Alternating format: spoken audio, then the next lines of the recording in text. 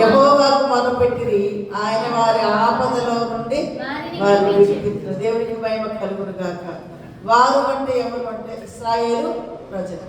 ఇశ్రాయేలు ప్రజలు ఎవరు అంటే దేవుని పిల్లలు. హల్లెలూయా. ఇశ్రాయేలు అంటే ఎవరు? దేవుని జనాంగం. ప్రపంచంలో ఒక జాతిని మాత్రమే దేవుడు ఎన్నుకున్నాడు, అందరిని ఎన్నుకోవాలి. ఎవరా జాతి? ఇశ్రాయేలు జాతి. ఇశ్రాయేలు ఎవరు అంటే యాకోబు. యాకోబుకు దేవుడు పెట్టిన పేరు ఇశ్రాయేలు. ఇశ్రాయేలు దేవుడు ఎంతో ఆశీర్వదించాడు. ఇశ్రాయేలు అనేకులకు ఆశీర్వాదకరంగా ఉన్నాడు. ఇశ్రాయేలు అనే ఒక మనిషి పేరును దేవుడు ఒక దేశమే ఇప్పుడు ఉంది. గట్టిగా చెప్పండి. ఎంత ఆశ్చర్యం!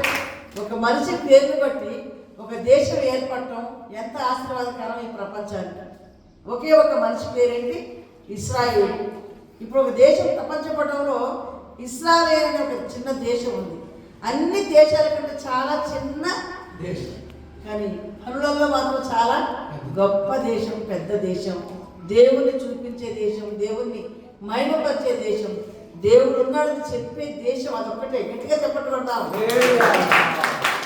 దేవుడు ఉన్నాడని చెబుతున్న దేశం ఏంటంటే ఇశ్రాయేలు దేశం.